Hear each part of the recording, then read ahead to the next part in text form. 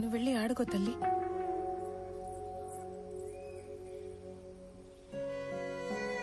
నా జీవితంలో జరిగిన చాలా మలుపుల్లో ఇది కూడా ఒకటి. మా వారి పేరు సురేంద్ర. మా నాన్నతో పాటు నార్త్ లో కాంట్రాక్ట్లు చేసేవారు. నా పెళ్లికి ముందు నుంచి కూడా మా నాన్నకి బాగా ఇష్టమైన వ్యక్తి. అమ్మా నాన్న కాలం చేశాక ఇక్కడే సెటిల్ అయ్యాం. కాంట్రాక్ట్లలో ఇబ్బందుల వల్ల నష్టాలు, వాటితో కష్టాలు కూడా వచ్చాయి.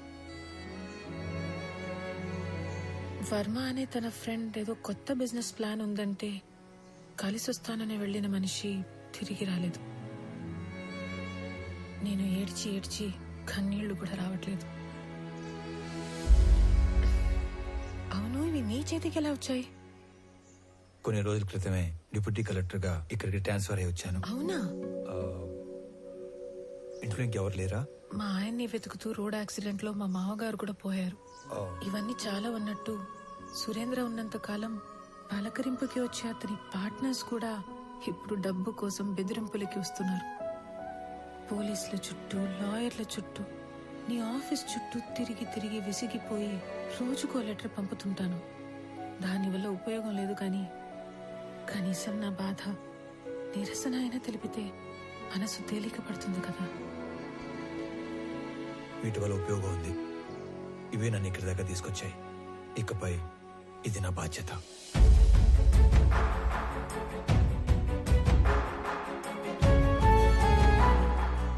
నా వల్ల ప్రేమలో ఓడిపోయినా ఆ బాధని లోపలే దిగమింగుకొని చిరునవ్వుతో వెళ్లిన రామ నాకు దూరమయ్యి దాదాపు 7 సంవత్సరాలయ్యింది. దిక్కుతోచని పరిస్థితుల్లో ఉన్న నన్ను వెతుక్కునొచ్చి భరోసా ఇచ్చి వెళ్తున్న రామాని చూస్తుంటే చాలా జ్ఞాపకాలు గుర్తుకొస్తున్నాయి. రామారావు, ఆ పేరు వినగానే గుడిలో గంట శబ్దం విన్నంత భరోసా వస్తుంది. రామారావు ఎస్పీఎల్ గా ఉన్న మా స్కూల్లో ఆడపిల్లలందరం శివంగుల్లా బ్రతికేవాళ్లం.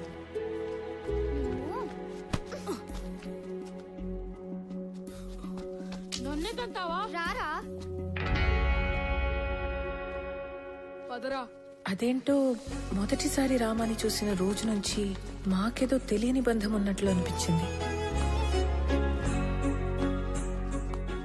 అనంతు, చీమల్ని ఎందుకు చంపుతాండవరా?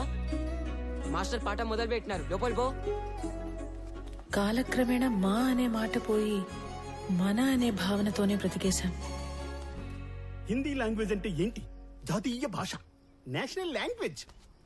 మీకు తెలుగు రాకపోయినా పర్వాలేదురా, హిందీ రాకపోతే మీరెవ్వరూ దేనికి పనికిరారు. సార్, మాతృభాషతో పాటు పరభాష నేర్చుకోవడం తప్పు కాదు సార్. ఓహో, కానీ మాతృభాషను హేళన చేయకూడదు సార్. హిందీ మన జాతీయ భాష కాదు సార్, అధికారిక భాష. ప్రతి విషయంలోనూ రామారావు శైలి, చూసే విధానం ప్రత్యేకంగా ఉంటాయి. రోజులు గడిచే కొద్దీ మా వయసుతో పాటు మా మధ్య ప్రేమ కూడా పెరిగింది.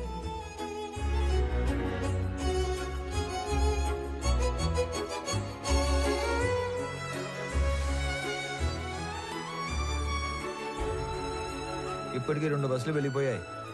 నువ్వు నన్ను వదలకపోతే లాస్ట్ బస్ కూడా వెళ్ళిపోతాది. అవునా?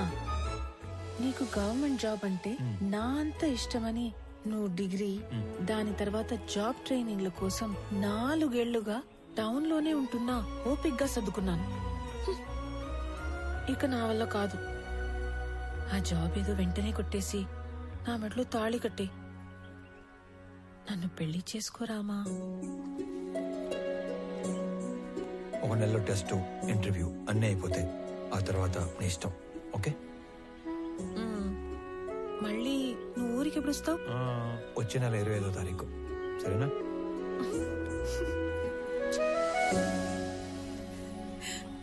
రామాతో పెళ్లి తర్వాత జీవితం గురించి చాలా కళ్ళు కన్నాను.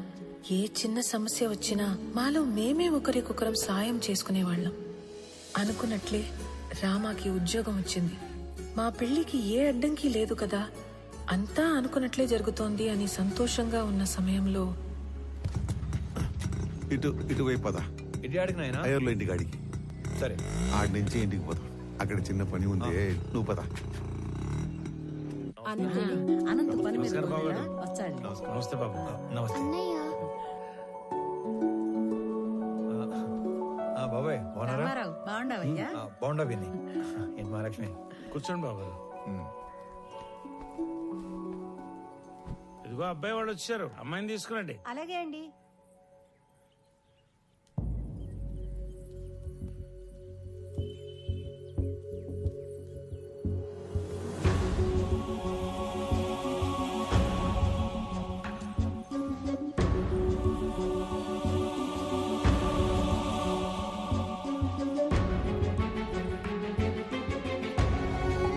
ఒక్కగానొక్క కూతురు, పేరు నందిని.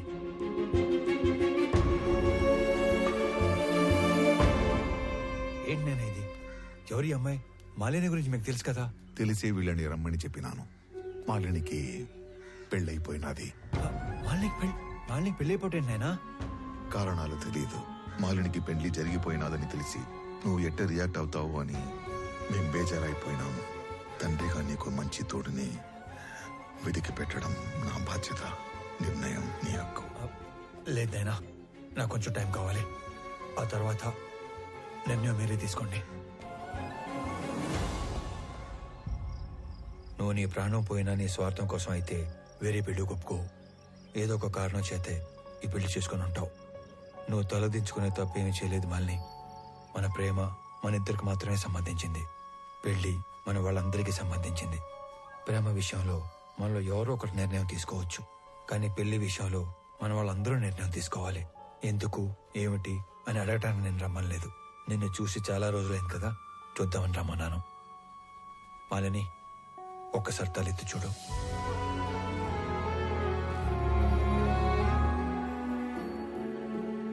నీకు చెప్పకుండా పెళ్లి చేసుకున్నందుకు నీకు ఏ సమాధానం చెప్పుకోవాలని ఇన్ని రోజులు ఎంత మదన పడ్డానో తెలుసా? ఒక పసిపాపని కిందకి దించినంత తేలిగ్గా నా గుండెల మీద బరువు అంతా దించేశావు. మా నాన్న ఆయన పార్ట్నర్ కొడుకుతో పెళ్లి ఫిక్స్ చేసుకుని వచ్చి ఇంట్లో చెప్పినప్పుడు ఆయన మొహంలో నేను ఎప్పుడు చూడని ఒక ఆనందం చూశాను. ఆ పెళ్లి ఆపాలంటే నేను చేయాల్సిన ఒకే ఒక పని నీ పేరు చెప్పడం. ఆయన మాట పోవటానికి బాధకి కారణం నువ్వు కాకూడదని నీ పేరు చెప్పలేకపోయాను. అంతే, పెళ్లి జరిగిపోయింది.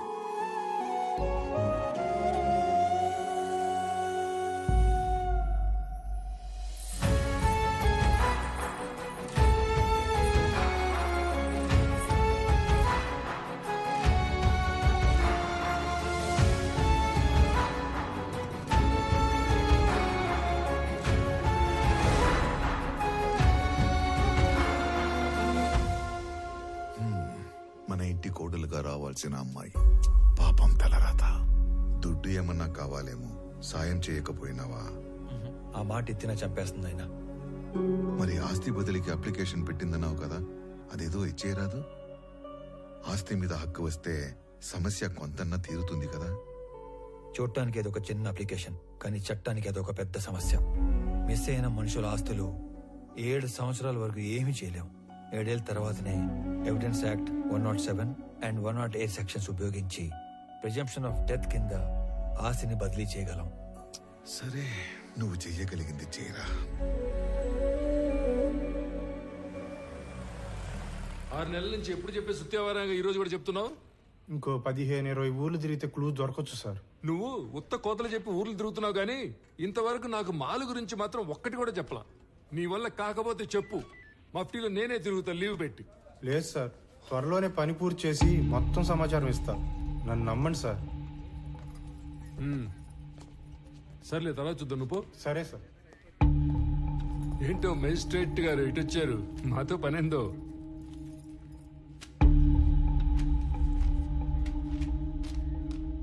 అరే, ఇది మిస్సింగ్ కేసు. మాయ్, నువ్వేనా మాలి అంటే? అదే టన్నులు ఉత్తరాలు రాస్తుంటావు. ఇంకా ఈ కేసులో ఆచూకీలు ఏం దొరకలేదు, దొరకగానే చెప్తాను. ఇక పోండి. కంప్లైంట్ ఇచ్చి దాదాపు సంవత్సరం అయింది. ఎఫ్ఐఆర్ కూడా ఫైల్ చేసినట్లేదు. ఆ మనిషి ఏడో మిస్ అయ్యాడో ఆడికి పోయి కంప్లైంట్ చేయండి, ఫైల్ చేస్తారు ఎఫ్ఐఆర్. జ్యూరిస్డిక్షన్ తో సంబంధం లేకుండా ఎఫ్ఐఆర్ ఫైల్ చేయటం మీ బాధ్యత. సరే, ఎఫ్ఐఆర్ ఫైల్ చేయలేదు. ఇచ్చిన కంప్లైంట్ మీద ఏం ప్రోగ్రెస్ సాధించారు? హలో, ఏందమ్మా సాధించేదా? ఏంది ప్రోగ్రెస్లు, అటెండెన్స్లు, నేను నా పైనకే చెప్పను. ఓ అడగడానికి వచ్చాడు పెద్ద సరే మేమేం ప్రోగ్రెస్ చేయలేదు అనుకుందాం. అనుకుందాం మాట వరుసకి. ఆ తప్పైనాడు పెళ్ళం సొంత వాళ్ళు కూడా ఎత్తుకుంటారు కదా, మరి వాళ్ళేం ప్రోగ్రెస్ సాధించారు?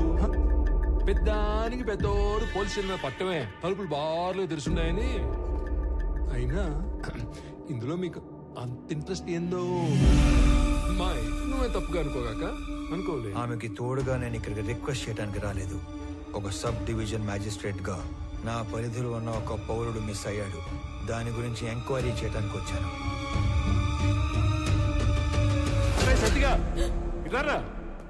సార్ వాడెవడో సురేంద్ర అంట, ఊరంతా తప్పులు చేసి పారిపోయాడని వేరే ఎవరితోనైనా చీటింగ్ కేసు పెట్టించు. Okay sir. కావాలని కనుమరుగైనట్టు రిపోర్ట్ రాసి వాడు కేసు క్లోజ్ చేయి.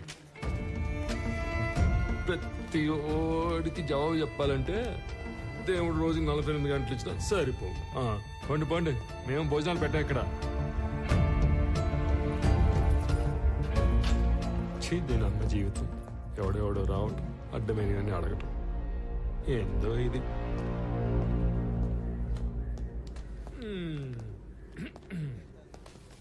శ్రీకాకుళంలో వీడేసిన ఎక్స్ట్రాలకి సబ్ కలెక్టర్ రేంజ్ నుంచి డిమోట్ చేసి టెంపరీ పోస్టులు వేసాడు. ఏదో పెద్ద హోమ్ మినిస్టర్లా వివరాలు అడుగుతున్నాడు బాబు. అదేదో మనం ఓరకనే కూర్చొని ఆలోచన చెప్పుకుంటున్నట్టు కటింగ్ ఇస్తున్నాడు. ఏంది సార్? మళ్ళీ వచ్చావేంది? ఏదో రాంగ్ కేసు పెట్టి కేసు క్లోజ్ చేద్దాం అనుకుంటున్నావేమో.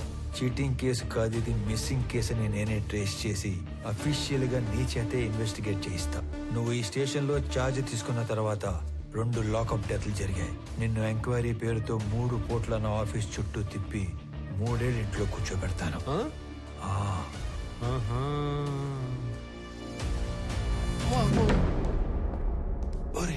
ఆ టక్కోడు వెళ్ళాడో లేదో చూడండి రా. అమ్మా నా వల్ల కావట్లేదురా. వీడెవడరా సామె, కనపడిన ప్రతిసారి ఏదో కొత్త రూల్స్ చెప్పి వాయించి వదులుతున్నాడు.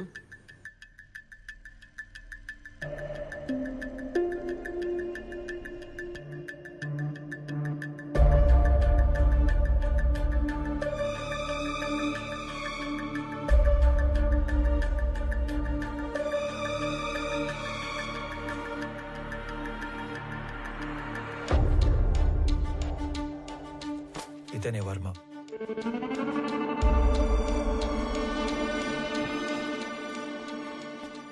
అతను పట్టుకున్న గిఫ్ట్ బాక్స్ మీద వర్మ అని పేరు రాసింది చూడు.